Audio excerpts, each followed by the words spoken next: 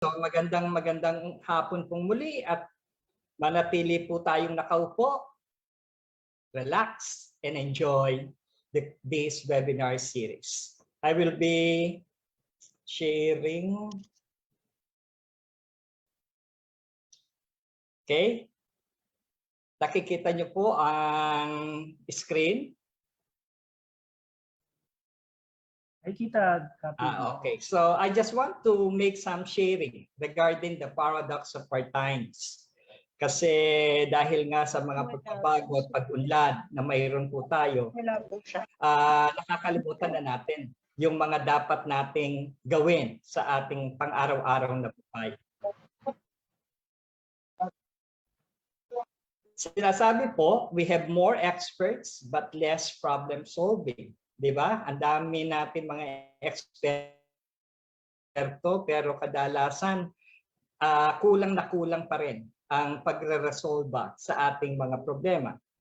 Pangalawa, we have more medicine pero kulang ang ating wellness. Okay? Kung mapapansin po ninyo, the lifestyle diseases, diabetes, renal failure, hypertension is always with us. Kasi nga po, marami ang mga medisina pero nagkukulang tayo dun sa health and wellness scenario sa ating pang-araw-araw na buhay. We have more freedom but again there is less integrity. Okay? Kadalasan Pilipino gusto niya maging malaya, gusto niya parating tama, pero kadalasan ang ating integridad ay naku-question, okay? Because of that particular freedom. We talk too much, lie too often, but love too little. Okay? Anong ibig sabihin? Marami tayong sinasabi, marami tayong nililihin, pero kadalasan nagkukulang tayo sa pagmamahal. Okay? Which should not be the truth. Okay? Kasi dapat mas marami ang pagmamahal, less talk, less lie, but more on love. What else? We spend too recklessly, laugh too little, drive too fast, get angry too quickly, stay up too late, read too little, watch too much TV, pero we pray too seldom. Diba? Kadalasan nagmamadali tayo because we are running out of time. Pero sa pagmamadali natin, 24 hours sa binigay sa atin ng Panginoon. Pero minuto lang ang gusto niya na makapagpausap tayo sa Kanya. But more often, nakakalimutan din po natin ito. We have multiplied our possessions but reduced our values. We have learned how to make a living but not life. We have added years to out lives but not to life to years. Di ba? Kadalasan, pinapadami pa natin kung ano ang mayroon tayo. Pero the values that we should have possessed is being sacrificed. We've been all to the moon, but we have trouble crossing the street to meet our neighbors. We have conquered outer space, but not inner peace. We've split the atom, but not the prejudices. Okay? So these are the paradox of time na kailangan nating malaman at kailangan din nating pag-isipan from time to time. Okay? So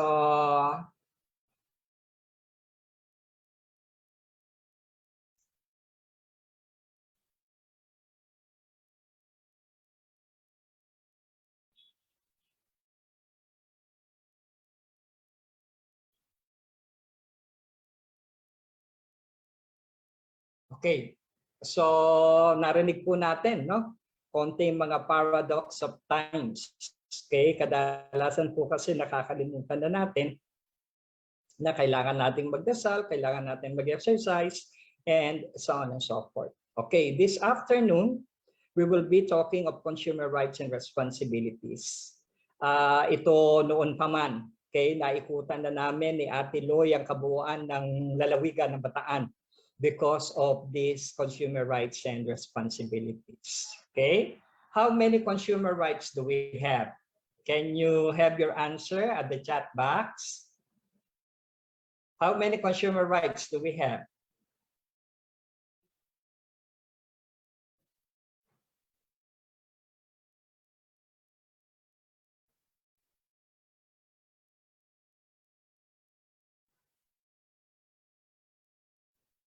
Okay. There are 8 consumer rights according to Erin Aquino. Okay. So you're correct. Okay. There are only 8 basic rights. Okay. Padadala ko sa iyo yung 100 na malutong na galing sa Bangko Sentral ng Pilipinas as a prize for giving me an answer in consumer rights. Okay, padadala ko ito sa DTI Provincial Office and hope you can claim it kay DCA. Okay, so 8 consumer rights. What is the first? Why 8 consumer rights? Okay, the Bill of Rights on March 15, 1962 by the late U.S. President John F. Kennedy gave a focus on consumer-related issues. At ito ang tinatawag nating the Bill of Rights na kung saan pinalawak ng United Nations sa 8 basic consumer rights na mayroon tayo ngayon sa kasalukuyan. Okay, ito ang sinasabi natin. There are basic rights expanded by the United Nations. Ito yung right to basic needs, right to information, the right to safety, the right to choose, the right to representation, the right to redress, right to consumer education, and the last right is the right to a healthy environment. Ano ang unang karapatan? Ang unang karapatan ng mga mamimili ay ang tinatawag nating the right to basic needs. At pag pinag-uusapan natin kung ano ang basic needs, ito yung mga pangunahing pangangailangan without which we will not survive. Okay? So ano ang mga pangunahing pangangailangan na kailangan natin upang mabuhay? Of course, pagkain, food, clothing, shelter, health care, education, and sanitation. Pero napag-uusapan pa rin in the 21st century na kahit ngayong pong panahon na ng teknolohiya at iba't ibang inobasyon or innovation, marami pa rin sa ating mga kapwa Pilipino, hindi lamang sa Pilipinas, kundi sa buong mundo, ang kalam ang sikmura. Meaning, hindi sila nakakakain ng 3 times a day. That's why we are still lucky. For Filipino pa nga na nakakakain ng 5 times a day or 6 times a day, including the midnight snack, right? Kasi mahilig ang mga Pinoy sa pagkain. Pero nakakalimutan din natin na mayroon tayong mga kapwa Pilipino na hindi nakakakain 3 beses isang araw. Pangalawa, pinag-uusapan natin yung clothing. Okay? Ito ang tinatawag nating pananamit. Okay? How will you imagine na makakabili tayo ng damit na halagang 20 pesos, na 10 pesos, di ba? Pero luwa yung pusod mo because ito ay nabibili natin sa ating mga these are used clothings already, di ba? Yung mga galing sa London or United Kingdom, tinatawag natin kadalasan ukay, okay? Then we are also talking of shelter. The National Housing Authority ay siyang ahensya ng pamahalaan na may autoridad at kapangyarihan na magtayo ng maraming bahay para sa ating mga kapwa Pilipino. Sa kasalukuyan ng kagawaran ng health, right? The Department of Health or kagawaran ng kalusugan ay na-challenge because of the healthcare program. Okay? Alam naman natin kung ano ang naging epekto ng pandemya or COVID-19 sa bawat isa sa atin. And this is a challenge for every Filipino consumers. Okay? Pero sinasabi nga natin, lahat naman ng problema, lahat naman ng challenges ay pwede natin gawing opportunities on the other hand. Kaya patuloy po ang pagsasaliksik ng kagawaran ng kalusugan ng mga bakuna na pwedeng gamitin sa bawat isa sa atin upang malabanan natin ang COVID-19 pandemic. Sino po sa atin ang nakapagpabakuna na? Sino po sa atin ang natatakot na magpabakuna? Okay? Sino na po sa atin ang na-COVID-19? Okay? Sinasabi po ng Kagawaran ng Kalusugan na it is only the vaccination that can help each and everyone to fight against COVID-19.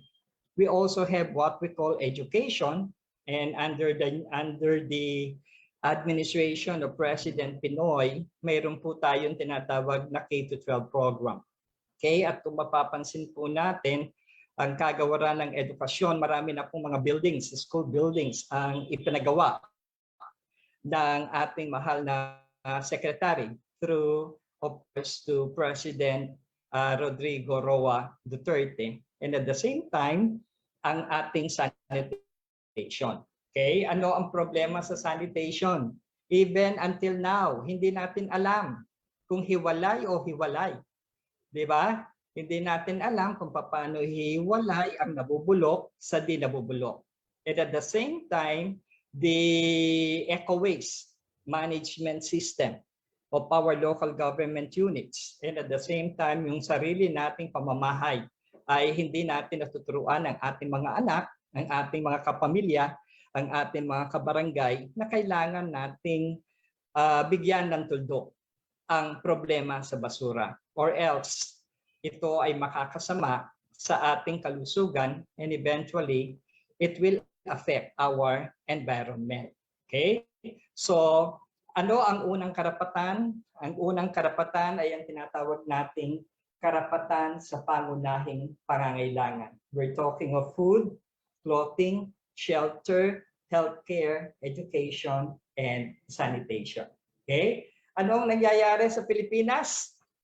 Nandiyan ang bagyo, nandiyan ang lindol, nandiyan ang pagtaas ng mga pangunahing bilihin, nandiyan ang mga nakakatakot na mga impormasyon na kadalasan ay fake news. Pero bilang isang mamamayan, tayo ay agad na nagre-react kung ano-ano ang mga ito. Okay?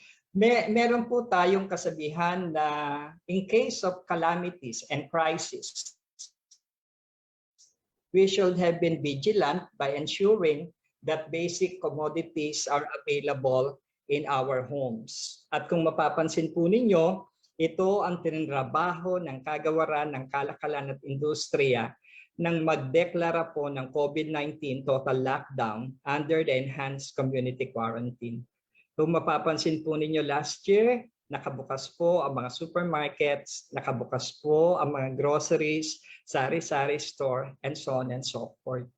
The Department of Trade and Industry sees to it that basic necessities, the supply and demand of these basic necessities are available to the consuming public. Okay? Kaya ikinaliligaya ng Kagawaran na noong 2020 hanggang sa kasalukuyan ay patuloy pa rin po ang supply ng basic necessities and prime commodities, and of course, under the suggested retail price. Meron na po kaming bagong suggested retail price na ipinalabas noong Agosto 2021.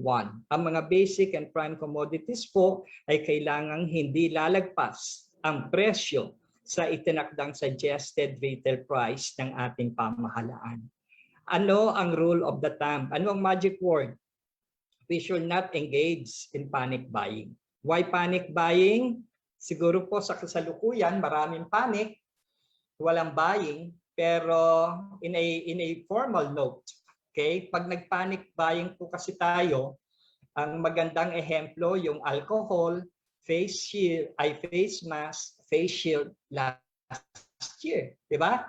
Nagkulang ang supply ng alcohol at mga face shield and face mask last year. Kaya ano ang ginawa ng Kagawaran? We limit the number of bottles, the number of alcohol, face shield, and face mask na kailangan natin bilhin. Kasi nga, dahil nagkulang, may mangilang-ilang mga negosyante na ginawang opportunity ang pandemya at sobrang taas ang ibinenta nila mga face mask, face shield, and alcohol. There were even times na talagang nagkulang sa merkado ang ating mga protective personal equipment o mga PPEs na ating pinag-uusapan. Okay? So the first right is the right to basic needs. Okay. Ang pangalawang karapatan ay ang karapatan sa kaligtasan. Okay? The consumer rights protected against the marketing of goods or provisions of nakakapinsala sa ating kalusugan. At sa the Department of Trade and Industry is always telling consumers, lahat ng produkto, lahat ng serbisyo na ating tinatangkilik ay kailangang ligtas sa ating pang-araw-araw na buhay. Okay? Parati nating nakikita, okay? May mga produkto at serbisyo na nakakapinsala sa bawat buhay, sa bawat physical na katawan ng bawat isa sa atin. Pero may karapatan tayo sa isang karapatan sa kaligtasan. Okay.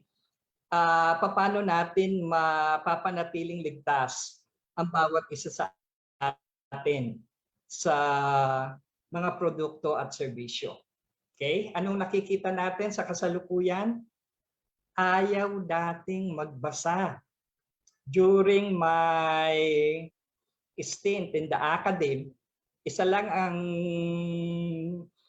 sinasabi ko sa aking mga estudyante, don't stop reading. Read, read, read, read, read, and read. Those were the days. Pero ngayon, sino ang nagbabasa? Nobody reads. Di ba? Pag bumili tayo ng appliance, bibigay yung manual kasi nga i-check no promodizer, umilaw, that's it. Okay? Pag uwi sa bahay, we really do not know how to make use of the appliance. Right? Kaya pag sinaksak natin, putok. Why? Kasi hindi siya 220. It's only good for 120. Right? Or 200 for that matter, yung weight, yung watch niya. My first case in the Department of Trade and Industry, okay, is a television set. Okay? At ito'y pumutok because for some reasons or the other, hindi nabasa yung mga instruction dun sa manual. Okay? Sino ang kriminal? Of course, we are the criminal. Kasi nga, we are negligent na hindi natin binasa kung ano-ano ang mga instruksyon na kailangan nating sundan sa paggamit ng naturang produkto. Okay, what else? May mga nagsasabi pag ang pagkain will expire on September 28, 2021, meron pa rin itong one month, right? Or 2 months na pwedeng kainin. That will be dangerous to our health. Kaya nga po kung makikita ninyo, kahit na yung mga delata na may yupi, we are always asking the store manager to pull them out from the shelf. Okay? At bilang mga mamimili, kailangan din natin tignan yung mga produkto na ating binibili. Kasi pag yupi yung lata, we really do not know kung may chemical reaction yung lata doon sa produkto na nasa loob ng naturang delata. Okay? That's why we're always telling store managers, promodizers to pull out yung mga yuping delata sa kanilang mga shelf because we really do not know the chemical reaction ng pagkakayupi ng lata doon sa produkto na ating i-consume. Okay? What to check for in labels? Una, consume before. Okay? We should always be vigilant. Particularly kung ito ay pagkain. Kailangan alam natin kung hanggang kailan natin kakainin. What else? Expiry date. Best before. The Food and Drug Administration approved. Expires on. What else? Caution, warning signs and symbols. Particularly ngayong panahon ng pandemya, di ba? Yung mga cleansers, yung mga sanitation products na binibili natin. Okay? So those are the things na kailangan nating malaman. Okay, what else? Kailangan din nating malaman upang tayo maging ligtas sa ating pang-araw-araw na buhay ang ating mga produkto na binibili. This is what we call mga produkto under the mandatory certification scheme. Pag ito ay mga produkto under the mandatory certification scheme, kailangan mayroon itong mga product certification marks. So makikita natin,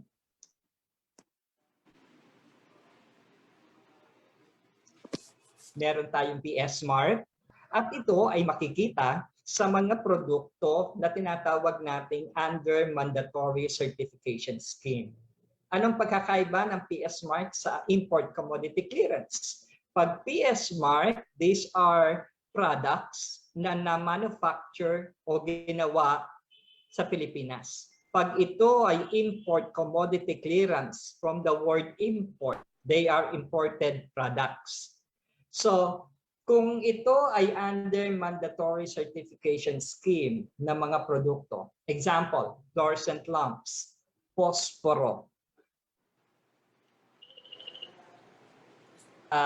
semento, bakal, okay, plancha, electric fan, television, mga plastic, yung mga plastic na bangko ngayon, they are under the product certification, mandatory certification scheme. Bakit natin tinatawag mga produkto under the mandatory product certification scheme?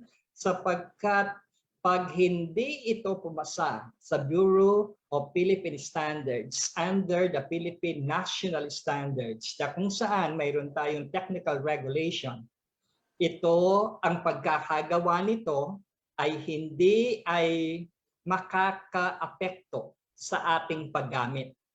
Bakit yung mga upuan, yung maputi na plastic, monoblocks, bakit sinailalim under the mandatory certification scheme? Dahil marami po ang mga na-aksidente at the time. Yung unang labas ng mga monoblock, pagkaupo, wasak. Okay, that's why they undergo the Philippine National Standards under the mandatory certification scheme.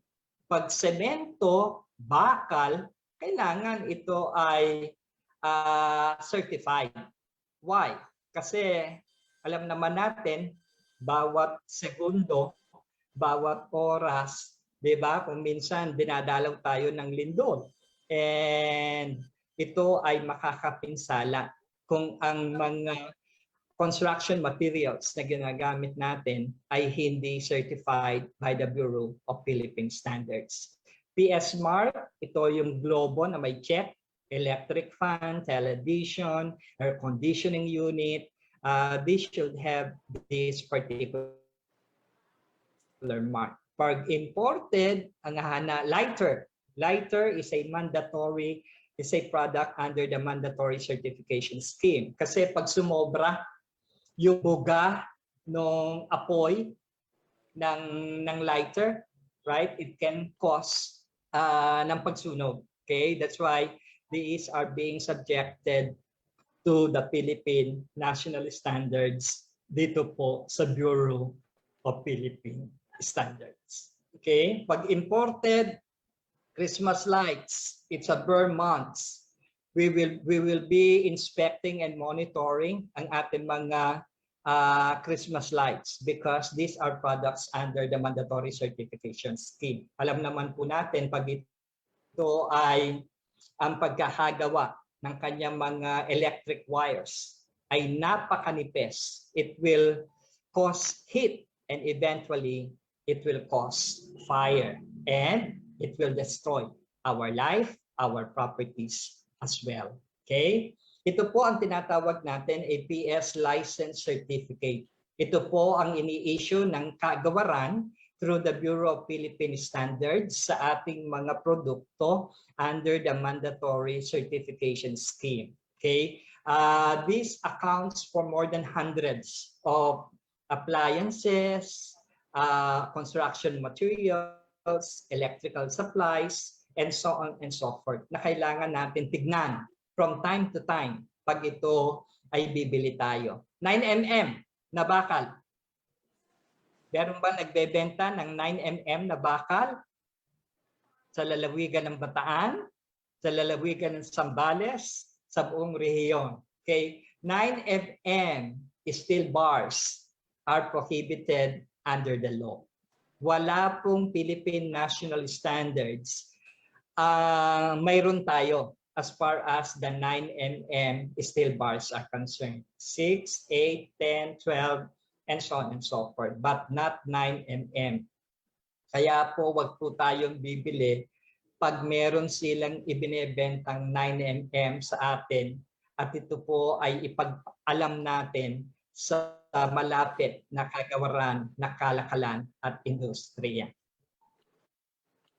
This is what we call the import commodity clearance for imported products. Okay, yung mga imported na produkto under the mandatory certification scheme, kailangan meron po silang ICC.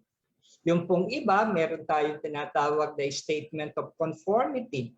Kasi nga, may PS license yung manufacturer abroad.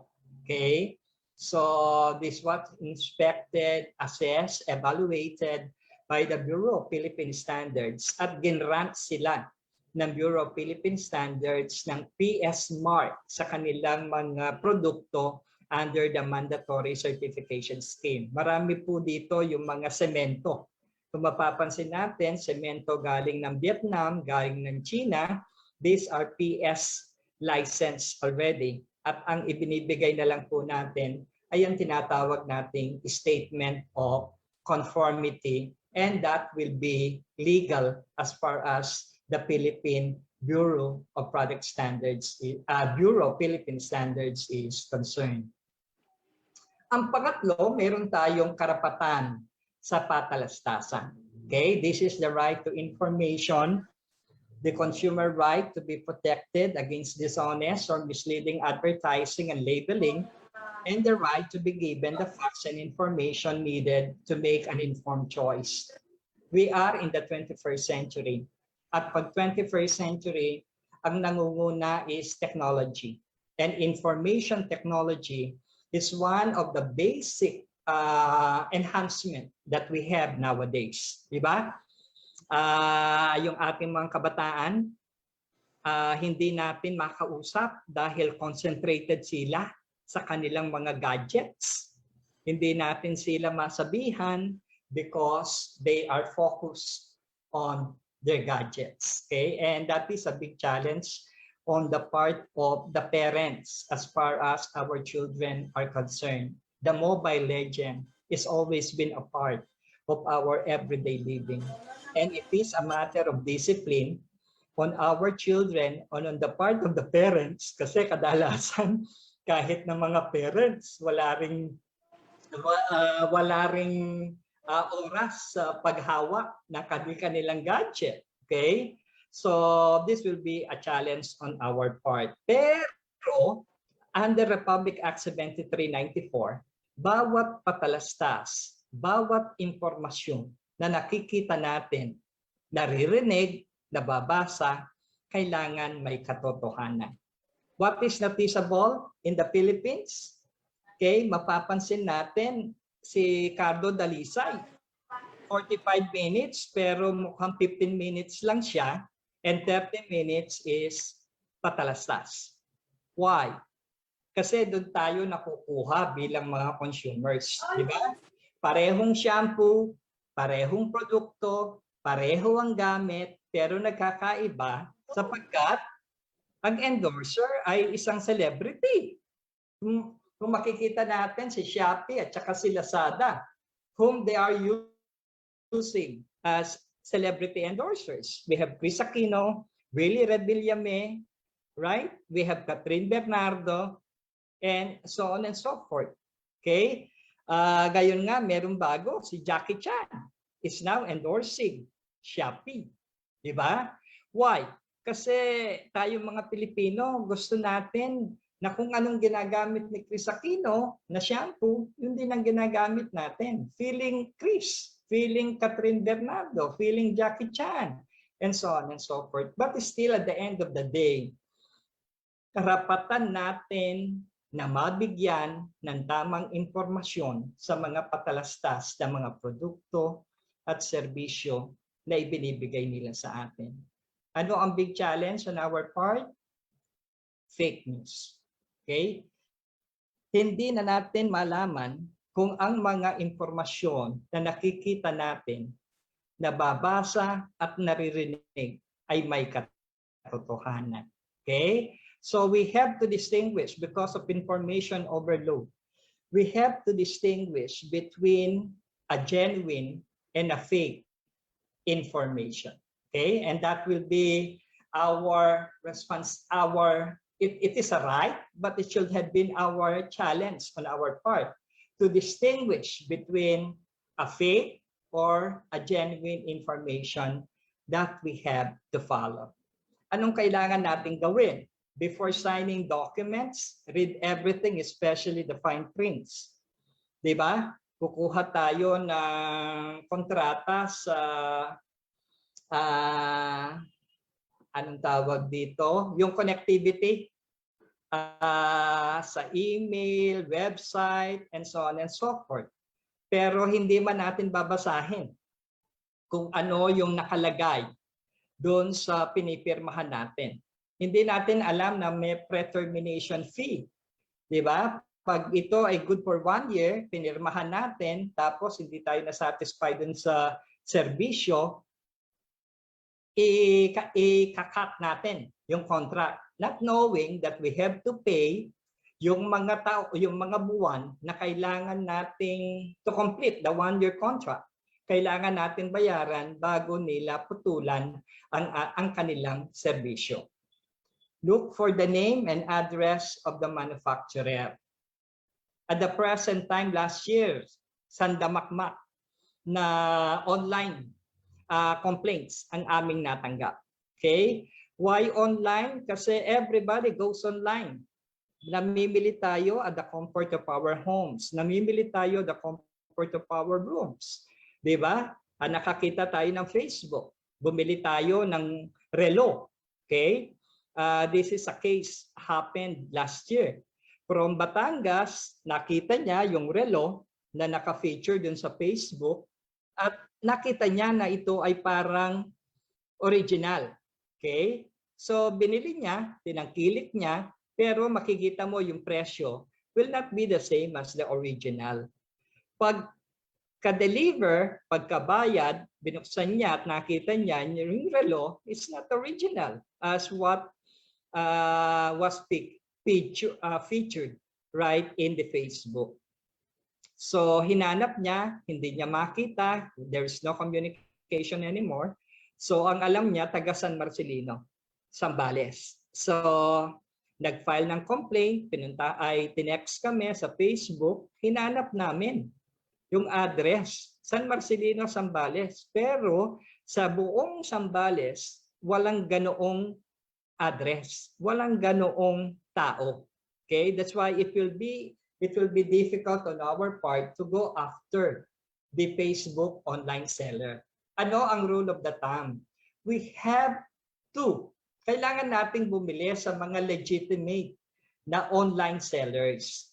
Okay, pag legitimate online sellers, hindi lang sila Facebook, meron silang address, may contact number, may building address, and so on and so forth. Para doon natin mapadala ang mga notices of mediation, subpoena kung kinakailangan, at kailangan nilang matanggap bago tayo magkaroon ng jurisdiksyon na makakuha ng kapangyarihan sa mga online sellers na to. Kaya bakit may scam? Kasi nga, ulitin ko, dalawa ang mukha ng tao sa mundo. Isang mukhang manloloko, isang mukhang nagpapaloko. Okay? Imagine, bibigyan ka ng interest na much more than doon sa investment na binigay mo. And that is good to be true. Diba? That's why we have online scammers also. Okay? So we have the right to information as our third right. Anong kailangan natin tignan? Internal and external use. Okay? Particularly yung mga cleansing, disinfectant, insecticide, pesticide, and so on and so forth. Mga precautions, mga chemical contents of the products, and limitations and expiry date. Ano ang kailangan natin makita presently para maiwasan ang diabetes? Yung sugar content, yung nutritional facts ng ating mga produktong kinakain. Okay? What else? Yung mga fat, saturated fats na nakikita natin sa mantika na kadalasan ay nagagamit natin. Okay? These are necessary in order to have a long life, and we have to enjoy life as it is. Okay? Kaya kailangan the right to information ay kailangan nating masunod. Ang pang-apat na karapatan ay ang karapatang pumili. The consumer rights to choose products at competitive prices with an assurance of safe and quality products. Okay? Presently, sardinas. Presently, gulay. From one store to another store, from one public market to another public market, ano ang presyo? Kadalasan, nagkakaiba ang presyo ng mga produkto at serbisyo from one block to another, from one province to another. Okay? Why? Wala po tayong price control during ordinary times. Pero during times of calamities, at may deklara ang ating pamahalaan na state of calamity, then meron tayong tinatawag na frozen price. Meaning, ang mga presyo ay frozen at hindi pwedeng magtaas kung ano ang presyo at the time the state of calamity is declared. In times of emergencies, in times of rebellion, insurrection, state of calamity, in times of war, doon lamang po tayo nagkakaroon ng price ceiling, okay? Or under the Price Act law. Pero during ordinary times, prices may differ from one or the other, except for the basic necessities and prime commodities which are mandated under the suggested retail price of the Department of Trade and Industry. If that will be the case, bilang consumer at kokonti lamang yung perang pagbili natin, what should be done? Okay? We have to do canvas. Kailangan tayong mag-canvas. Okay? We have one good case in Zambales. Okay? Nakabili siya at 10 o'clock ng mga construction materials in the amount of 1,700 pesos. At 11 o'clock, nagpunta siya sa kagawaran. Binabalik niya yung mga construction materials dahil daw mas mura doon sa isang hardware store. Will that be possible? Pwede ba niyang ibalik at sauli yung mga produkto at kunin niya yung 1,700 upang makabili siya ng the same product in another store in the amount of 1,500 pesos? Will that be possible? Legally, technically, it cannot be. Okay? Why? The transaction was already consummated. The sales transaction is already consummated. Okay? Or else, baka may makita pa siyang another hardware store na ang presyo is 1,200. Babalik na naman niya, bibili na naman siya doon sa another store. Okay? So it is the right of choice. Ano ang moral lesson of this story? Nag-canvas siya after niyang nakabili. What should be done? You have to canvas before you you purchase. Okay? At that point, you can compare prices from one store to another store. Pero kung na nagbabawal na bumili tayo ng mas mahal as long as ito'y kaya ng ating mga bulsa. What to do? Read the labels or manuals of the product. What is the magic word? Read. What is my read and read? But nobody is reading, di ba? But nobody is reading. What else? We have to identify a genuine one with a fake one. Okay? Pero kadalasan dahil nga naglipa na yung mga fake products natin, hindi na natin ma-identify kung ano ang fake doon sa original. In Zambales, at least 3 times nakahuli na kami ng fake na cigarettes through the Philippine National Police and the CIDG, Criminal Investigation and Detection Group. Okay? Canvas before buying. If product testers are available, we have to try them. Okay? Lalong-lalo na yung mga perfume, yung mga pabango, di ba? May mga testers. Kasi baka pag uwi natin, hindi natin tinest, hindi natin gusto yung smell ng naturang pabango, then it will take time, right? Babalik sa store, makikipaghagel doon sa tindera, tatawagin yung may-ari, kung papalitan, isasauli, and so on and so forth. Be cautious of special offers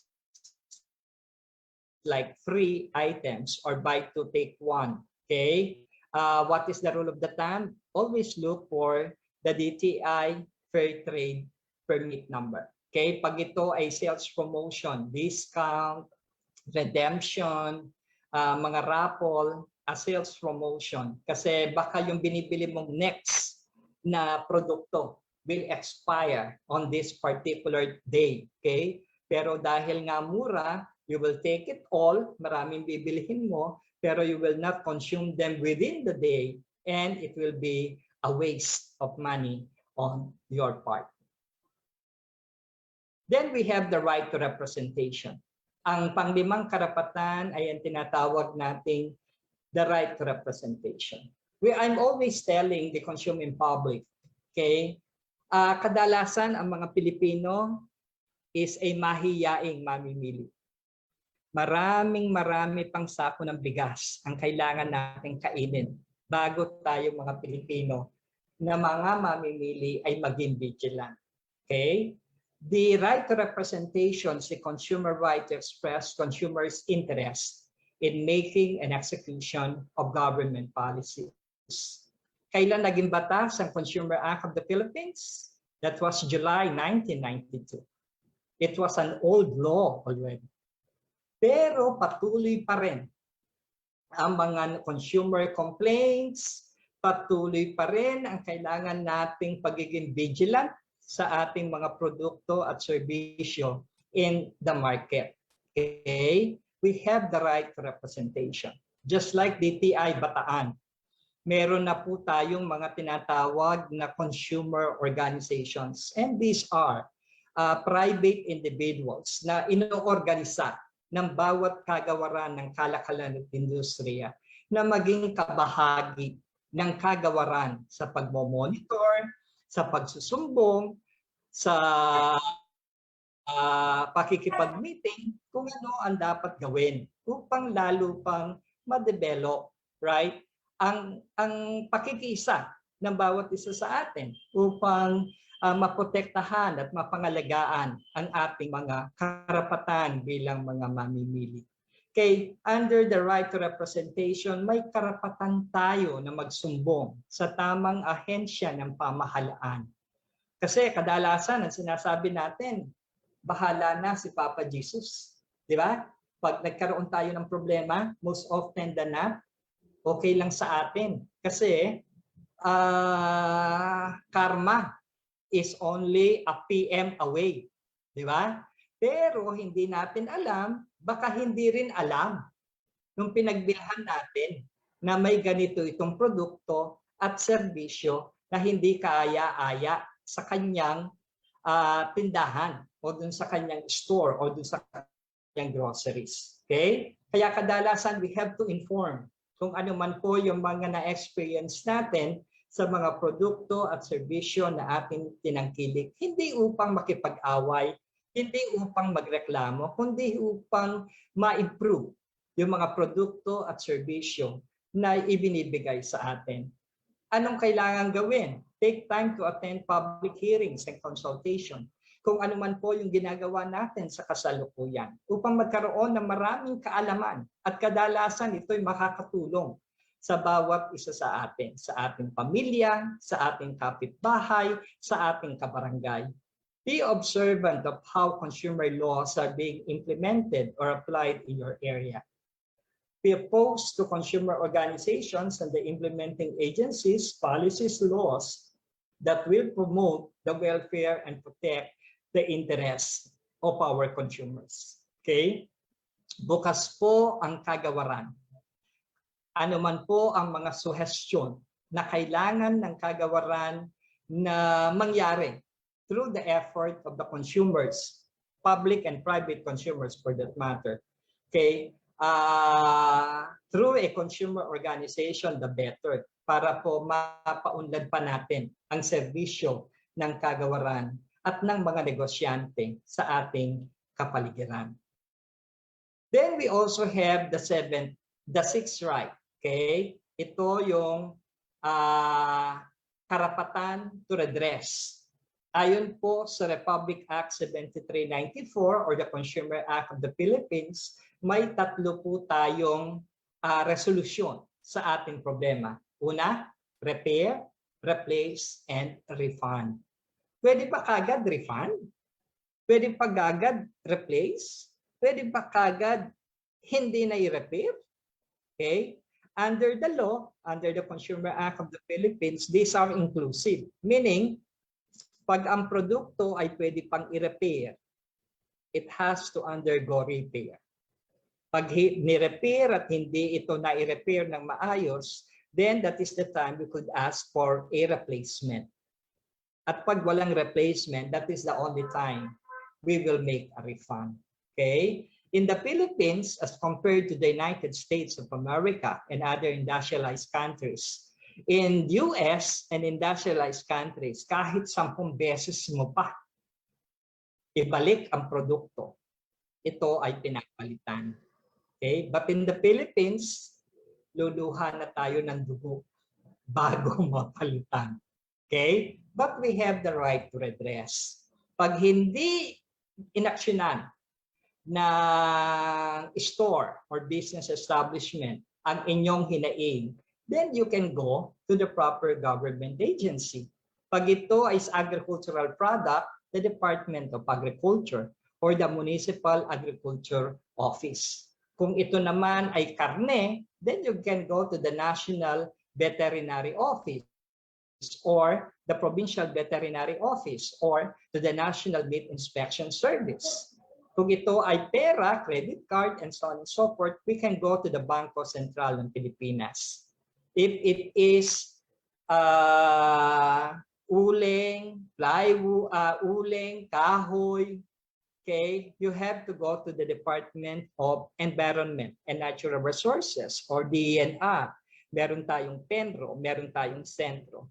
Pag ito ay mga medical devices, pag ito ay mga gamot, drugstore, hospital concerns, then we can go to the City Health Office or to the Department of Health. Pag ito ay mga basic necessities and prime commodities, tulad ng 5% discount for our senior citizen and PWDs, then we can go to the office of the senior citizen and to the office of the PWD under the municipal or city social welfare and development. Sa kagawaran, pag ito ay price tag issue, pag ito ay basic necessities and prime commodities na mga produkto na deceptive, unconsumable, online sellers na nanloloko, then you can go to the Department of Trade and Industry. The consumer right to be compensated for misrepresentation shoddy goods or unsatisfactory services is a big no under the right to redress. Ano ang kailangan? Magtungo sa tamang ahensya ng pamahalaan. How to do it? We can do it online.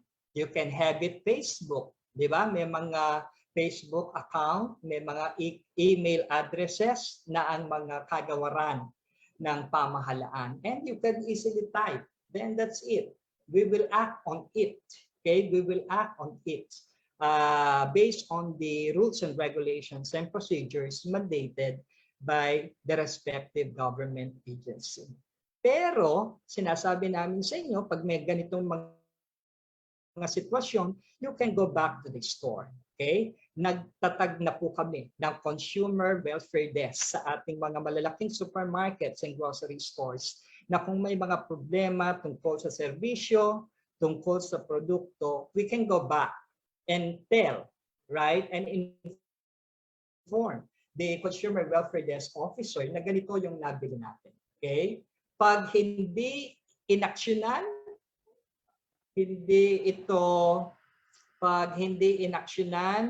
pag ito ay pinagwalang bahala, then you can go to the proper government agency.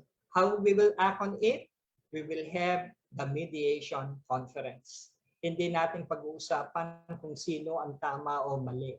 Okay, during the mediation conference, pag-uusapan lang natin ano ang agarang solusyon sa naturang problema.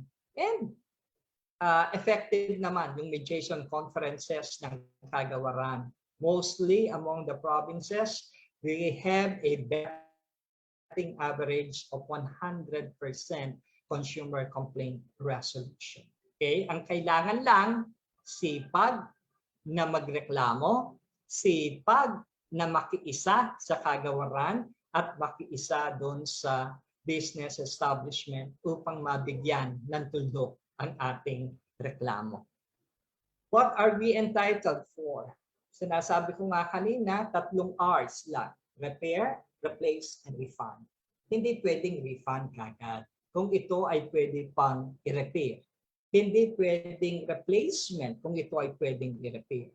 Okay? Pag hindi pwedeng i-repair, replace. Pag walang replacement, that is the only time we will make a refund. Experience-wise, and even in DTI Bataan, I think, pag napag-usapan, kadalasan, may solusyon na nakakamit ang dalawang partido. Ang nagrereklamo, inirereklamo, at ang kagawaran ng kalakalan at industriya. Pwede bang mag-refuse ang business establishment to grant the 3 R's? Una, if there is a absence of receipt of proof of purchase. Kaya sinasabihan namin ng mga mamimili, as much as possible, you secure an official receipt or the registry tape receipt. Kasi ito ang magpapatunay na ikaw nga ang bumili ng naturang produkto o tumangkilik na naturang serbisyo sa naturang business establishment. Will it be possible na pag nawala yung resibo, hindi ka na pwedeng makapagreklamo? Okay? An affidavit will be good enough. Okay? An affidavit is good enough. But it is hassle kasi gagawa ka ng affidavit, yung presyo ng produkto is 200, yung notary public is 300 already. Okay? What is the moral lesson? You have to secure an official receipt. Particularly sa mga produkto at serbisyo na mahal ang presyo. Next, change of mind is not a basis. Bumili tayo ng pantalon. Gusto natin ay bumili tayo ng pantalon, gusto natin yung yung ano na, fit na fit. Diba? Tapos, pag gawin natin, hindi natin tight yung fit na fit. Okay? Gusto natin maluwang ng konti. Can we make a return and ask for a refund or replacement? Okay? As a general rule, under the Consumer Act of the Philippines, legally, technically speaking, we cannot because there is a change of mind. Pero dahil customer service satisfaction ng ating mga business establishment, replacement will do. Ginagawa na nila yung pagpapalit. Okay? What else? If we are negligent, di ba?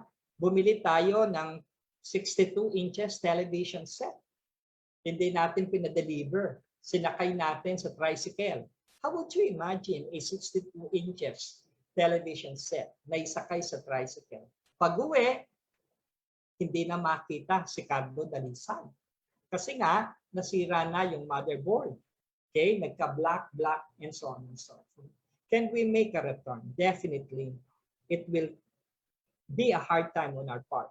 Even the department can ask the business establishment for the replacement of the product because there is negligence on our part. Kaya sinasabi namin, you have to read the instruction. You have to read the manual. You have to read the agreements between the seller as well as the buyer. Then, no return, no exchange is a big no. Siguro sa kasalukuyan, wala na tayong no return, no exchange policy. Di ba? Kadalasan kasi alam na ng mga business establishment na pwede tayong magsauli. Particularly in case na yung mga nabili natin are defective.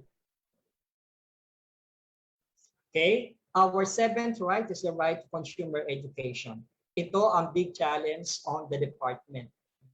Particularly during the COVID-19 pandemic. Nag-iba ang terrain. Dati, nagpupunta kami sa eskwelahan, nagpupunta kami sa barangay, nagpupunta kami sa kabundukan, sa mga eskwelahan upang magbigay ng mga talakayan on consumer rights and responsibilities on consumer education, advocacy, information. Pero nag-iba after March 16, 2020. And we do it through webinar, via Zoom, virtual meetings, virtual conferences, virtual forums, virtual, everything is through virtual. How would you imagine a speaker na walang ginawa kundi magsalita, samantalang sanay ka na participative, pero hindi natin pwedeng gawing most often participative because of the limited time. We cannot do online seminars or briefing for 8 hours or else, right? Yung radiation ng laptop, yung pagsasalita na nagsasalita ka ng mag-isa without knowing what the viewers or the participants are reacting. Particularly pag nakasara yung kanilang mga video cameras. Okay? It's a challenge on the part of the speaker, right? Telling stories, telling the presentation, what this is all about without seeing. It's totally different. Okay? That's why, what else? Connectivity is a challenge, right? Kasi unstable yung connectivity. More often than not, wala tayong connection. Malayo yung lugar natin, walang signal. So these are the things that we are being confronted to. Pero binibigay ng kagawaran lahat ng probinsya ng Region 3 as far as consumer education, information, and advocacy is concerned. Yun nga lang, nag-iba tayo ng medium how we will deliver it. The consumer's right to acquire the knowledge and skills necessary to be an informed consumer. What to do? We have to read, we have to listen, we have to watch. What else? We have to involve ourselves, participate in consumer education activities. Sinabi ko nga kanina, Friday will be the start of the Consumer Welfare Month celebration. And what will be the first activity? It is a Zumba activities by the Consumer Protection and Advocacy Bureau in the head office. And there are lined up of activities in order to drumbeat and celebrate consumers on October 2021. Okay, so it's a whole month celebration of the consumers in the Philippines. Digital consumers in the new normal. What else? We look out for a quad media campaigns. We have Facebook account, we have Messenger, we have group chat, we have email addresses. Sometimes we have Twitter and Instagram. Okay, we have also radio as another venue. Seminars, conferences, integration of consumer education in the Department of Education. The last right is the right to a healthy environment. Okay? Noong unang panahon, nakakakita tayo ng mga firefly, tama ba ako? Yung mga kumukupitat paggabi, yung nagbibigay ng ilaw. Okay? Pero sa kasalukuyan, it seems they are already endangered and become, nagdadasal na naman si Ma'am Angel. and become extinct. Okay? And become extinct. Okay? Kumusta na yung ating mga kabundukan? Nakalbo na because of some mining practices and so on and so forth. Yung una, ang lamok pag pinalakpakan, patay. Ngayon, ang lamok pag kumagat, tao, patay. How can we imagine? I cannot really imagine until now. Okay? Bakit yung kagat ng mumunting lamok can cause people, especially the young, to die? Okay? How can we imagine? Right? A small bite of a mosquito under the dengue, okay, which is the dengue mosquito, can kill people. Unlike before. Diba? Pag ang lamok pinalakpakan, lamok patay. Pero ngayon, pag ang lamok ay kumagat, particularly the dengue mosquito, it will kill people. Okay? What else? Hindi lang dengue. Nagkaroon pa ng COVID-19 pandemic. Hindi lang COVID-19. Nagkaroon pa ng Delta variant and so on and so forth. What is this thing all about? Right? We have to go back to the basic. Okay? And what is the way to go back to the basic? It's between right and left. Right? It's between correct and incorrect. It's between true or false.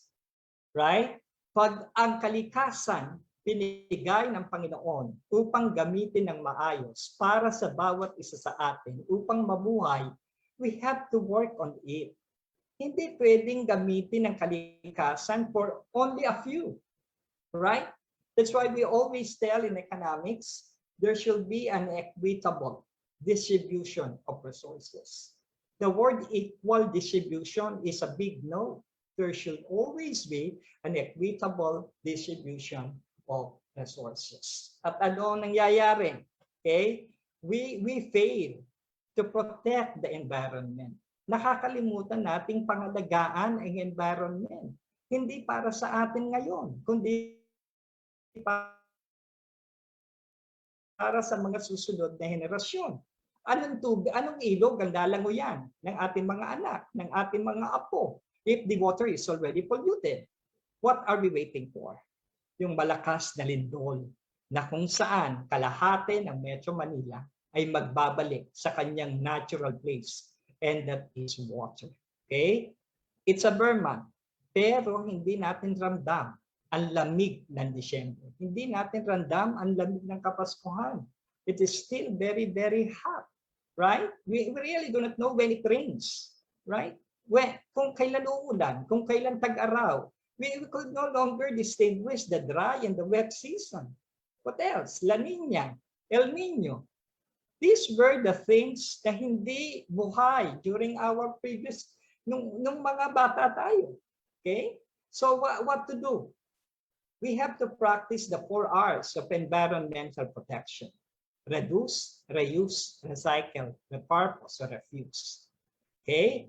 Revisit policies, strengthen powers of implementing agencies, intensify monitoring and enforcement. I'll go back.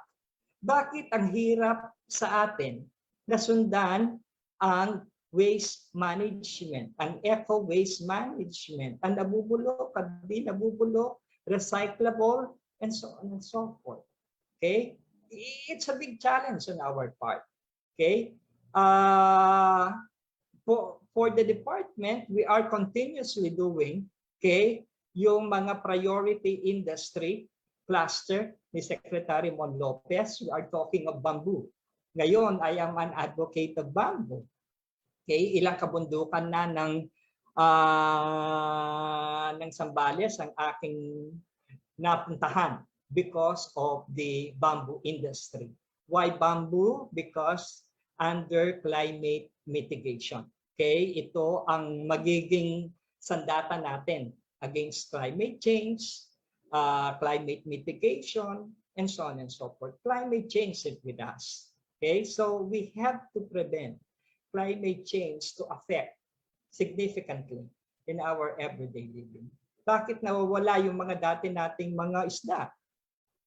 Diba? Yung ating mga animals before. Why do become endangered and eventually become extinct? Eventually, people will become endangered and at the same time extinct. Kung hindi natin pagmamalasakitan ang ating kalikasan. In our hands lies, right, our environmental protection. Kasi we have a right to a healthy environment. Kalikasan na malinis. Okay? Kalikasan na walang dengue. Kalikasan na magbibigay sa atin ng patuloy na buhay. Hindi lamang sa atin, kundi lalong-lalo na sa mga susunod na generation. So those are the 8 basic rights. Okay, I hope you were able to take note of them. Okay, can you chat them? What are the 8 basic rights? So that we could know if everybody is listening. Okay, we go to the consumer responsibilities. If there are 8 basic rights, there are only 5 basic responsibilities. Okay, lamang pa rin ang karapatan. In the Philippine setting, ang mga Pilipino gusto karapatan, karapatan, karapatan, karapatan. Okay? Not knowing that for every right, there is a corresponding responsibility. That's why it's a two-way traffic. Eh. Di ba? May papunta doon, may papunta dito, para maganda ang takbo ng buhay. Okay? Kasi pag it's always rights and there are no responsibilities, chaos, anarchy, right, will be the name of the game. Kasi lahat karapatan eh. Wala nang obligasyon at wala nang responsibilidad. The first consumer responsibility is critical awareness. The consumer responsibility to be more alert and inquisitive about the use, the price, the quality of goods and services. Okay?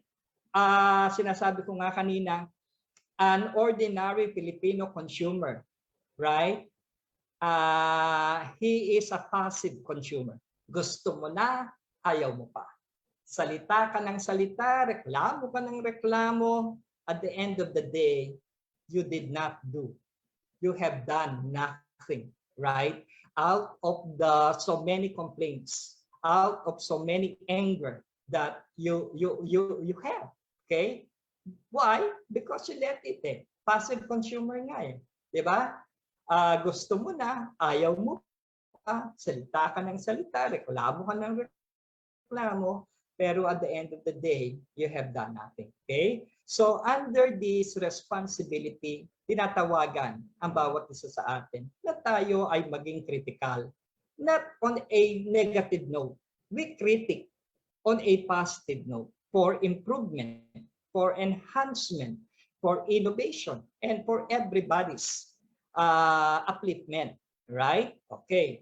So, bumili tayo sa Facebook, online seller. Gusto natin yung produkto. Okay? Bumili tayo sa sapatos.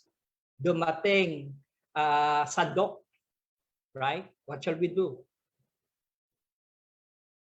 Okay, bumili tayo sapatos eh. Pero ang dumating is sandok and it's only on a Facebook online seller.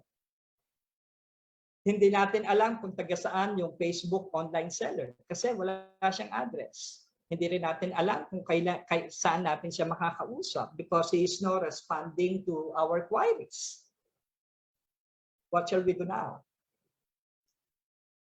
Kakatok sa kagawaran. Can the kagawaran can still go after the Facebook online seller? It will be very difficult on our part. what shall we do?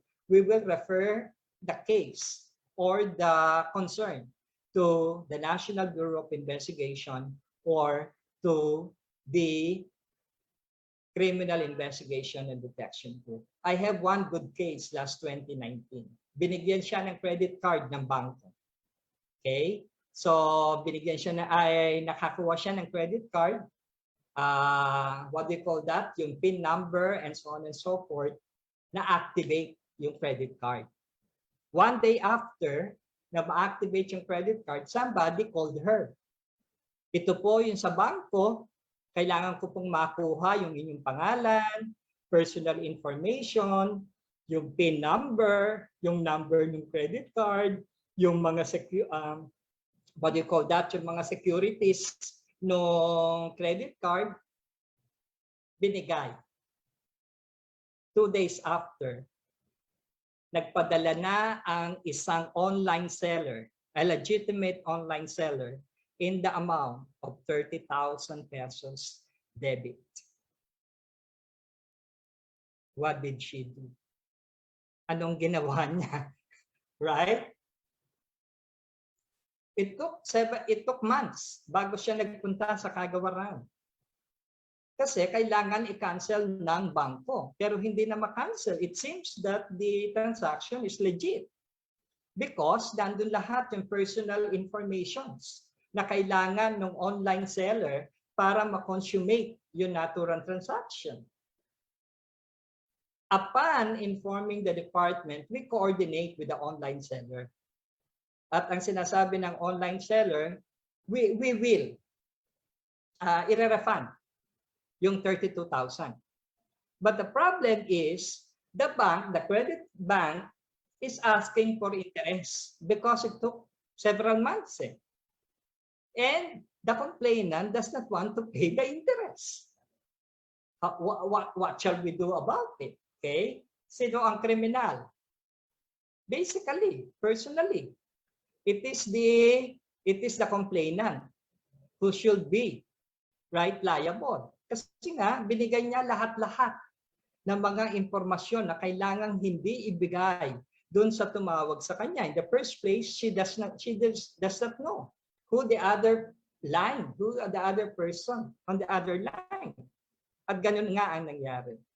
Right? It's a traumatic experience. But we have to learn lesson.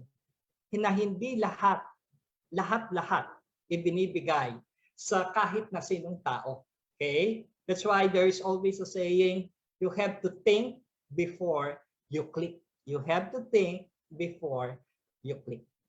Then we have the right of action. May karapatan tayo to redress.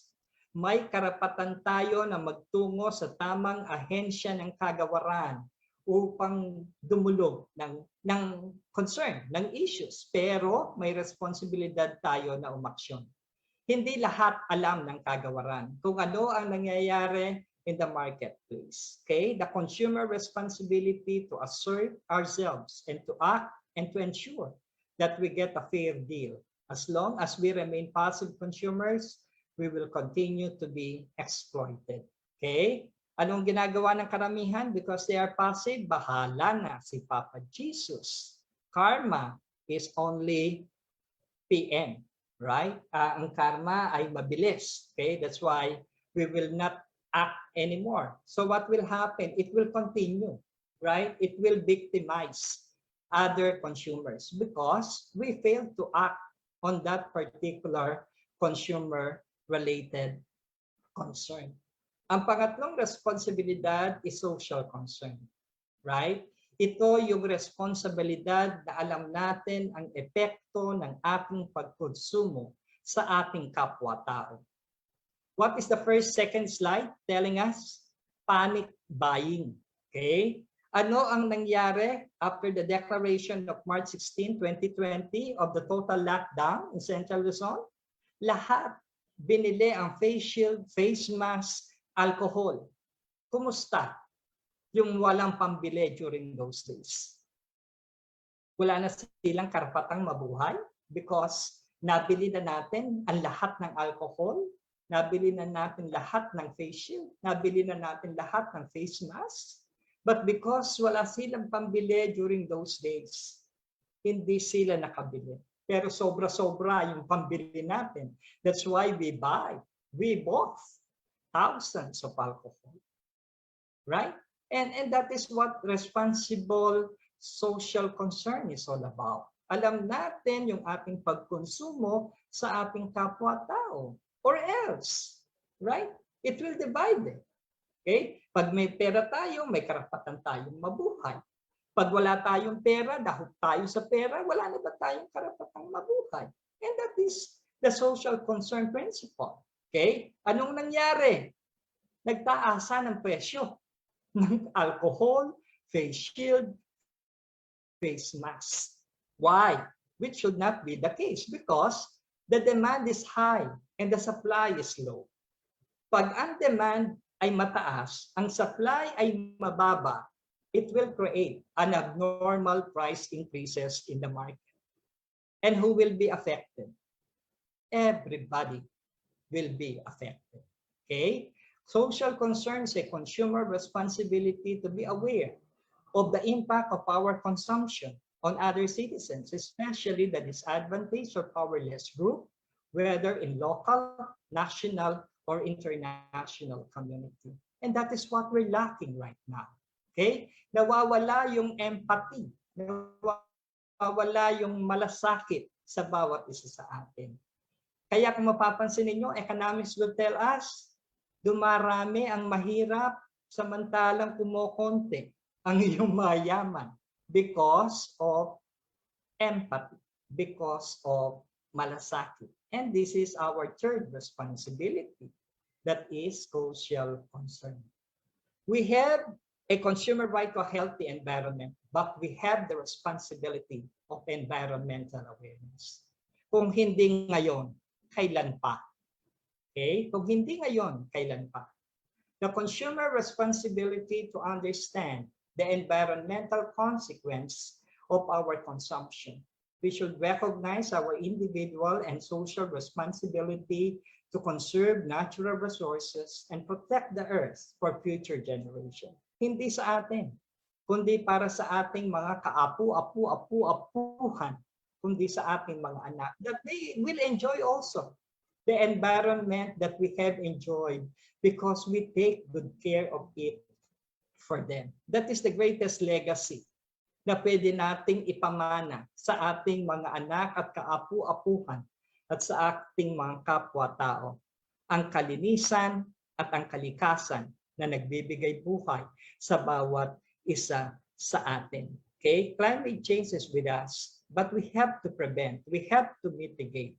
And we can do this only by doing the best that we can in order to mitigate and prevent the evil effects of the climate change. Okay?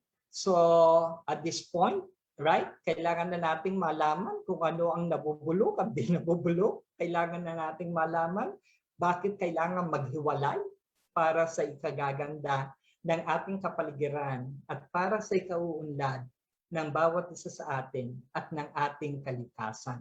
Okay? We have to become aware on the evil. Pag ang sinasabi ko nga, pag pinatay natin ang kalikasan, may karapatan din ang kalikasan na pumatay ng bawat isa sa atin. Right? Imagine, before typhoon is only 1, 2, 3.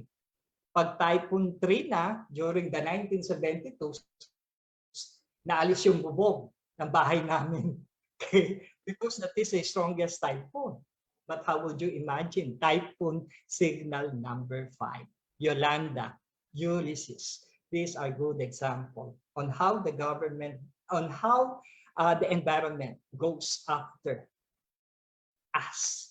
Right? We have the environmental awareness and we have the right to a healthy environment. The last responsibility is solidarity. Sa pagkakaisa, may lakas, may lakas, may tagumpay, okay?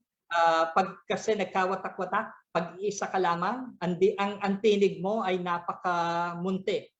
Pero pag kayo ay nagkakaisa, organisado, sama-sama, kapit-bisig, may malasakit, kahit na isa lang yung nagsasalita, ang tinig niya ay naririnig ng buong sambayanan. The consumer responsibility to organize together as consumers to develop the strength and influence to promote and protect our interests. Bakit kailangan naming mag-organisa ng mga consumer organizations, private individuals? Why? Hindi natin lahat kakayanin sa pamahalaan. Okay? How many municipalities you have to monitor and enforce? We need the private sector. And we do it through our Consumer Affairs Council. We are doing it with our consumer organization. Sapagkat sa pagkakaisa, may lakas, may impluensya, at tayo ay, ang munting tinig ay naririnig. Kasi we have to take note, right? Concerns, issues on consumerism ay hindi lahat alam ng kagawaran. We have to take note that this consumerism issues and concerns ay nanggagaling mismo dun sa grassroots level. And we can duly know it, through our consumer organizations. Sa pagkakaisa, may lakas, may boses. Okay? And so far, right, consumer organizations throughout the region are being strengthened by the Department of Trade and Industry. In Zambales, we are lucky, right? Out of the 13 municipalities and 1 city, mukhang isa na lang ang kailangan namin i-organize. We have already 13 Consumer Affairs Council, and we hope before the end of the year, we will be able to organize all the 13 municipalities and 1 city in Zambales, as what the other provincial offices are doing also. With that, magandang hapon po sa ating lahat, at sana po ay may natutuhan tayo ngayong hapong ito sa ating mga karapatan, sa ating responsibilidad bilang mga mamimili. Muli, nagpapasalamat po ako ng taos-puso sa DTI Bataan sa pagbibigay oportunidad na makasalamuha ang mga mamamayan, ang mga mamimili dito po sa Bataan, lalong-lalo na kay Provincial Director Nelin Cabajo sa CPD, headed by Ma'am A, kay Sir Jerry, kay Ma'am Nora, sa ating bagong price monitor, tama ba ako? Kay Grace de los Reyes. O yung isa, yun lalaki. Si Coco. Okay. So with that, magandang hapon po, at panatilihing nating ligtas ang bawat isa sa atin sa panahon ng pandemya.